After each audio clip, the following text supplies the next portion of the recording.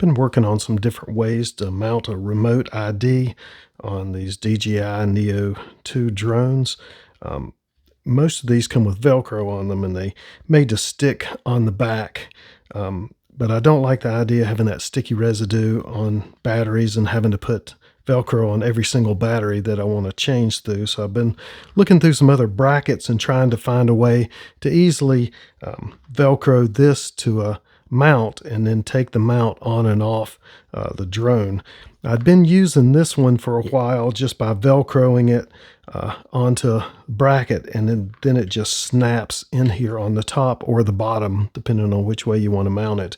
But I've been running into issues with no matter what material you print these with, it really needs to be at least ABS or they're not going to last very long. They tend to, these little prongs will snap off. So I've sort of tried some of these smaller brackets, and these you can purchase AliExpress for around $4, where these you can print yourself. They're both made for air tags, but they'll actually hold the Roku or the Hollyland remote IDs in them perfectly with them, and they snap on and hold a little bit better than the bracket that I've been using. So on the bottom, the ones that you can buy from AliExpress like these, it just clips into the mounts here where the vents are, and it'll just snap in and you can take it on and off.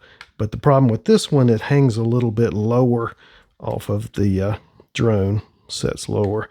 That one works great, but it sticks out a little bit. This is one that you can 3D print, and it's made to use for a Apple AirTag. You just click the tag into that and click it onto the bottom here. I've been testing it out, and just by adding Velcro to this print, and I'll put a link to the print in the description and a link to also one of these that you can order online. But with this one, just put a little bit of Velcro in the middle where the AirTag would go, and it's just as simple as snapping that into place, and it's on there solid. It won't move around. You still have the ventilation on the bottom where it doesn't overheat, and the air can flow through your drone and keep it cool better. And then with this, you can mount it on here, and you still have access to the buttons on the front. And when you push it in here, it sort of squeezes on it a little bit. And then with the Velcro on the bottom, it's not going to move at all. So you can mount it tight. You can turn it on and off with the buttons here. And also you can still get to it to charge it without having to take it off. So if you don't want to have to remove it very often, you can still get to it and charge it, and it stays snapped in here. And with it being on the bottom of the drone, the weight balance is a little bit better.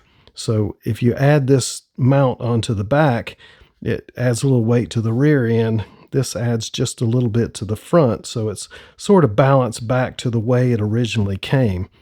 And with this, it's nothing more than just taking it off by Velcro with it. And to take it off here, you can just squeeze it a little bit and it pops off, but it goes back on. And you can 3D print it yourself for next to nothing. I would recommend using PETG with this, or possibly ABS. PLA will probably work. If you get PLA Plus, it'll be able to handle taking it on and off. But if you're just going to leave it on there all the time, probably PLA would work fine. And then just being able to Velcro this on, and it mounts on the bottom, and it doesn't interfere with your GPS like on top. Sometimes if you put some items on top, you don't pick up as many satellites, and your return to home may have issues with it. I found that putting this on the bottom, it still will pick up the satellites and give you all your information and put out the remote ID signal like it's supposed to. And I'd rather run into issues with this possibly not working perfect versus my drone not picking up all the satellites perfectly and getting back to home. So I'll put links to everything I used here in the description. I'll put links to the two different remote IDs that'll work. These are super light. You're only looking at about 5 grams for this, and the remote ID is about 13 and a half. So that's about the lightest combo of remote ID that you can add to the Neo 2. So this guy's help you out at all, just please like and subscribe. Thanks for watching.